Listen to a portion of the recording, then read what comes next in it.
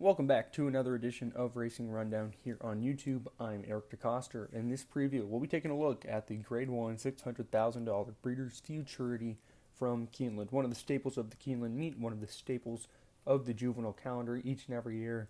A key prep for the Breeders' Cup Juvenile, of course, as well as just a race that produces a lot of good horses over the years.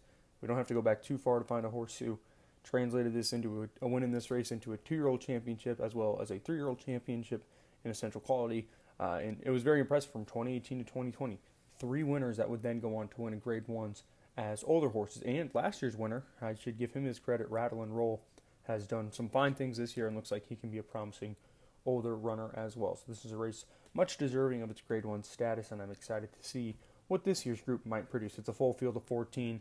Let's dive into it, talking about some of my favorite things, 2-year-olds and Keeneland. So it doesn't get much better. Last week's preview went well. We had a big price winner in Blazing Sevens. Hopefully we can get another winner home today. We'll start with the one Frosted Departure for Ken McPeak. Of course, he is the defending champion here.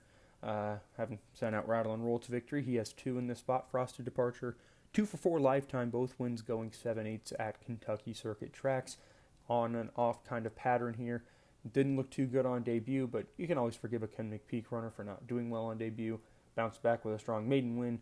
Well beaten in the Ellis Park Juvenile that has had some okay forms. The runner-up in there, Curly Jack, did take out the Iroquois in his next start. And then a very dominant wire-to-wire victory last time out. Start number 4 to send him to 2 for 4 career lifetime. It was a very good win. Some decent horses in that spot in my eyes. And he made him look pretty foolish. Now, he'll probably have to send, given his best style has been being forwardly placed, being on the lead, and being drawn inside. That is 100% a recipe for I'll need to go to the front early on. And he'll have some company, which I don't really love, but I can't blame him too much for it. I don't know if the pace will be hot enough to where he'll get torched, but I also just don't know if he's good enough. I mean, he's coming off a good win. Squarely puts him in the picture in here by some senses, but I just question his graded stakes caliber, given his run in the Ellis Juvenile didn't go too well. And, I said if the horses he beat last time out were good, they'd still be mild long shots at the minimum in this spot. The 2 is Loggins, certainly one of the favorites in this race off of a dominant 8.5 length maiden score, going 6.5 furlongs at Churchill a few weeks ago. Probably the most impressive debut winner on at least this circuit in my eyes this year. And definitely one of the best in the country so far for these 2-year-olds. Just sat a perfect clear stalking trip. It was a perfect trip, which obviously you can't say it was such a great performance because he had that perfect trip, right? It's if everything goes his way, it's not as impressive as maybe overcoming some things, and that's going to be something you might have to do here in a full 14-horse field and being drawn inside in the 2-hole. Expect him to have some good early gate speed, find him up in the firing line just because of that sprint to route kind of angle there. But he has all the intangibles, all the tools to be a really good racehorse. That maiden win was spectacular in my eyes, and he's trained by the right guy to put him in that position. But at the same time, you do get a little bit skeptical because it's a big jump up from a very nice maiden win to a spot like this where you have to face 13 other horses. And there's going to be things that you haven't experienced before in the afternoons that will be experiencing here. So certainly can't blame anybody for leaving him off. I just think the price he'll probably be at, he's not worth the bet, given he's got a lot to prove. The 3 is honed 54-1 last time out when he ran a great second in the Iroquois. Was very green throughout that spot. Closed from last to finish second in there. And for a while, it looked like he might actually be the best of them all coming down the lane, but just kind of flattened out and was beating himself in the stretch. He's 1 for 2 lifetime, broke his maiden really nicely at Ellis in an off-the-turf race. The race itself, I didn't take much. There's a reason he was 54-1. There wasn't much to take from it. Off the turf, pace was slow, finished up very slow, all those different things. But his run last out proved he's okay. He's probably not a terrible horse. I think he'll be able to pick up ground in here. But I just think he's maybe a couple of some of the other top-level horses in here. We know Ken McPeak can pull this out every now and then. I just don't know if this is the horse to do that. Confidence game is the 4. He also exits the Iroquois, where he was 5th, beaten 10 lengths, also trying to make up ground from off the pace. Just never really factored in there. Before that, he was he broke his maiden, in his second start at Churchill. And it was a strong win. I mean, he broke well, found himself in front. Maybe that's something he needs instead of coming from off the pace like he did in the Iroquois, where there was just a lot of speed in general, so I can't really blame him for not getting there. But if that's what it will take for him to put on his best show, like it might have been proven in his maiden score, then he'll need to be sent hard, and that only adds to a pace scenario that I would expect to probably hit, high 46s for the half. 46 and 4 probably would be my estimation. So if he joins that, I would expect that to lower even more so.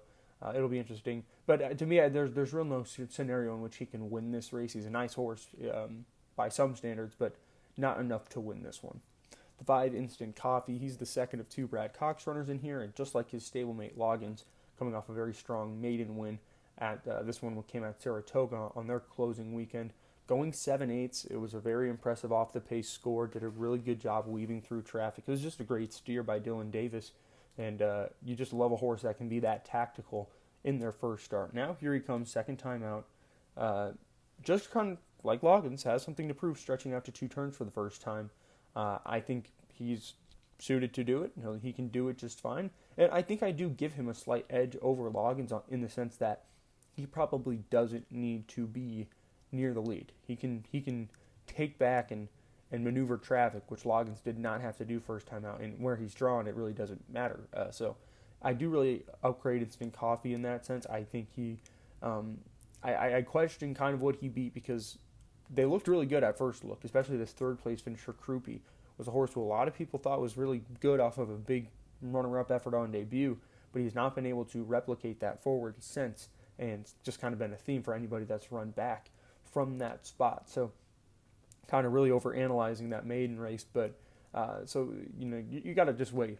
Hey, can he beat this level for one? And if he can he work out the trip? I think he can work out the trip. I'm just kind of going to take a wait and see approach on him if he can beat this kind of bunch. Bourbon Bash is the 6, a horse who has actually some really nice form and then tossed it out the window in the hopeful last time out. Second on debut behind Grade 1 winner Blazing Sevens now in a very strong effort there. And he replicated that next time out where much of the lead, has some experience under his belt, and wins by 8. It was a very, very stylish win, and some of the horses he beat have since come back to win in impressive fashion as well. But the hopeful came around, wasn't able to make the lead because there was a handful of speed horses in there, and from there his race was over. And that track was so weird. The sloppy steel track, it was just causing problems for everybody. It caused problems for Blazing Sevens, and he was beaten 9 lengths and then was underbet in the Champagne, as a result, and he won because that race wasn't a true reflection of his ability. And honestly, for Bourbon Bash, I don't think that was this race. The hopeful was a true reflection of his ability as well. So I expect him to put in a better showing here in the Breeders Futurity. That being said, I think he is one of a couple who either who didn't make the lead last time, or you're of the bunch who is just natural speedy, and you can read that through their last few races, and you'll know they'll be forwardly placed. I think this is one who, just kind of like confidence game, probably needs to be in front and has that speed, just wasn't able to be there in their most previous start. I fully expect Bourbon Bash to be up in the firing line early on. The 7 is Forte. He is your morning line favorite off of that win in the hopeful, where he actually really relished that weird track at Saratoga on that day. 2 for 3 lifetime. But, he's beatable. The Sanford kind of proved that. Now, the speed did kind of hold up pretty well in the Sanford, with Mo Strike and Andiamo Alferenze both forwardly placed, just going on with it. And the fractions do kind of reflect that. But he also he had every chance, and he just seemed like he was idling throughout the stretch. It was not a very impressive run.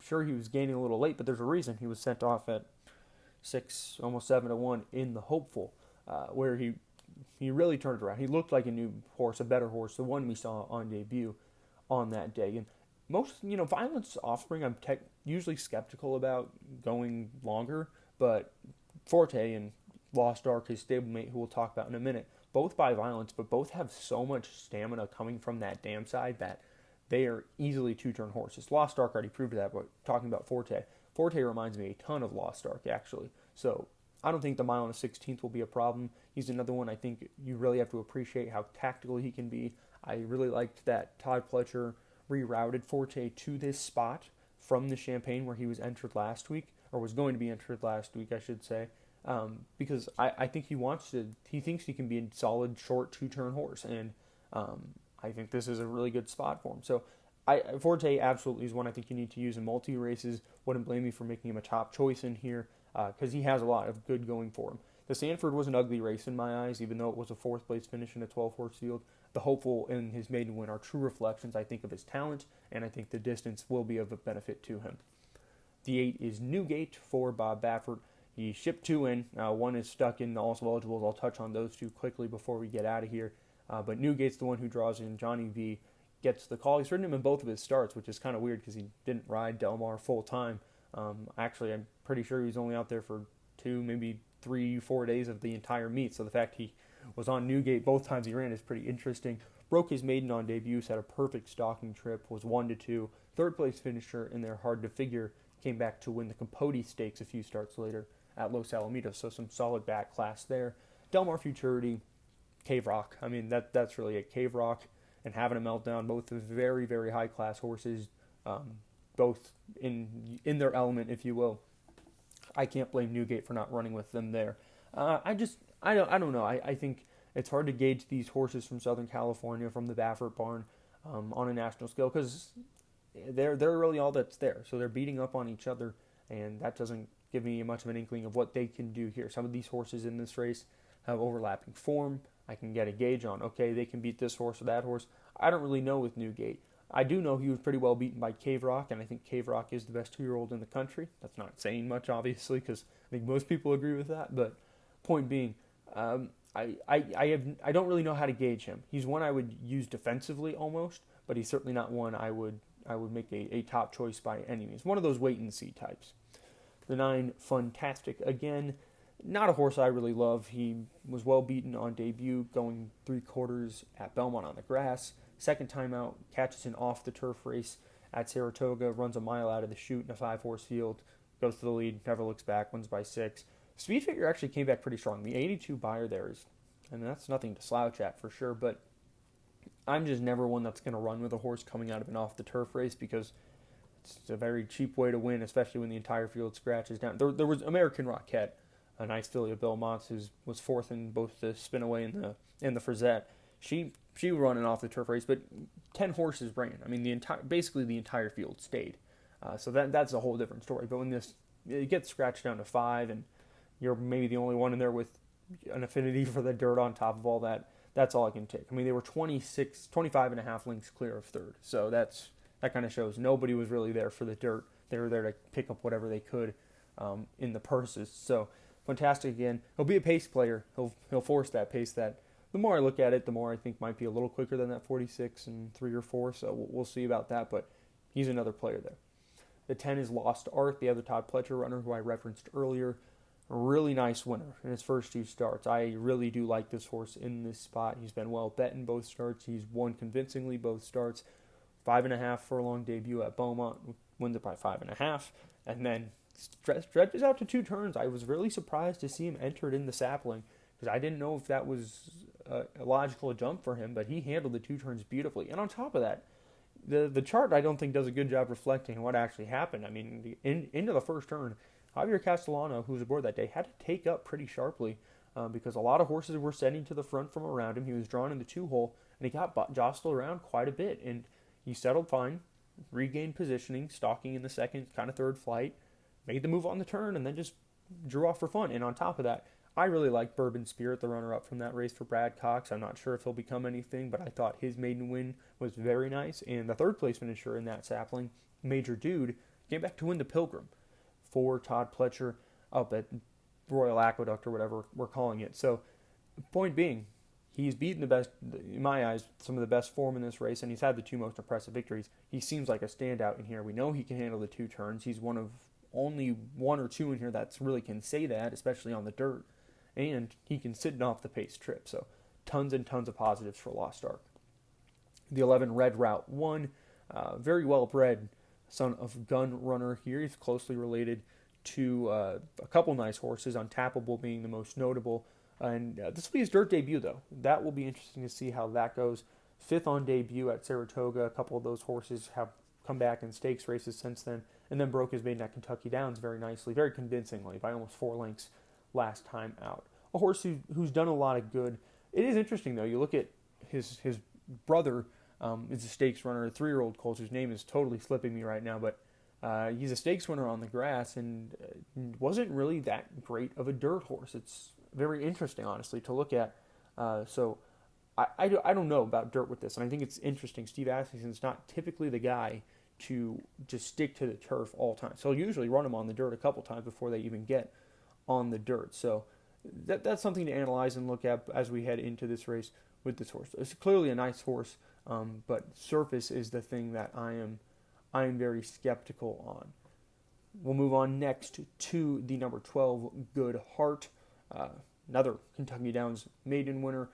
Very similar fashion, I might add, to Red Route 1, who we just talked about. It was 5 days later, going a mile on the grass over that surface there, posted identical buyers, sat identical stalking trips, and both of them won by 3 3/4 lengths, and both were ridden by Vincent Chemino, and neither get ridden back by Vincent Chemino, which that is what that is. I'm not going to get into that, but I think that's kind of foolish. Great win though for Good Heart. Pedigree wise, probably more turfy, and I think there's a reason he debuted on it. But he is a good dirt workhorse. You look at the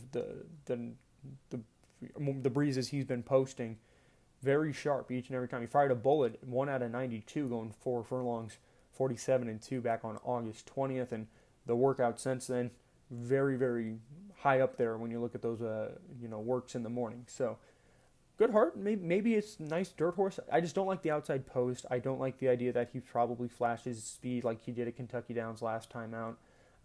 Seems like he's got a chance, but I don't like the dynamics of it all for him. 13 is 2 fills. I almost said 13 fills is the 2. Or no, 2 fills is the 13. Really nice horse who's been taking it out at some of these smaller tracks. Canterbury, most recently, he won the Shakopee Juvenile by 9 3/4 lengths. Very impressive winner there. And before that was another wire-to-wire win at Colonial, where he won by 2.5. He'll stretch out from 6 furlongs to 2 turns here, and the outside draw is really just the absolute dagger. A horse who has a lot of early gun, stretching out. You know he's going to be up and at it early in this race, like quite a few others in here, and that to me is just a recipe for disaster. It's not going to sit well with this horse. Just kind of be a runoff almost, and he'll force an even quicker pace in this spot. Classy, but dynamics once again don't work out for him. And finally, the 14, Powerful. We're working through this field as quickly as I can while also getting all the best information to you. Comes off a very sharp maiden win at Saratoga, going 7/8. That was, basically that day they had 3 7/8 2-year-old maiden races. That many entries, they just split it 3 ways. So Powerful was the winner of one. The other winner was one of the other horses that showed up in this race, Instant Coffee, and then the other one was Champion's Dream, who ran in the Champagne last weekend. Well, there was a lot of quality, obviously, from all those races. Powerful, I think, had the best group coming out of it, and that was back because the runner-up Tappett's Conquest came back to break his maiden last weekend at Churchill, and Full Moon Madness came back to break his maiden at Belmont at the Big A. So really good form. And those were the 3 horses that they finished in a bunch, and then it was a huge gap back to 4th place. So clearly the talent was there. If this horse was drawn inside, I'd give him a much bigger chance. He should stretch out very nicely with that pedigree. It's very much a two-turn, 2-year-old kind of pedigree there. Nyquist out of a pulpit mare who's been a decent producer. There's a reason this guy was a $525,000 yearling sell last year. So a really nice horse. I just think the 14 post, once again, kind of like with 2 fills and Good Heart, they make some sense, but the post position just absolutely drags them. They'll be wide throughout, and if they can win, they're serious horses, because that is not something I think they can overcome on paper based off of what they've shown in their first few starts. Nice ones, but so much to overcome with those outside draws.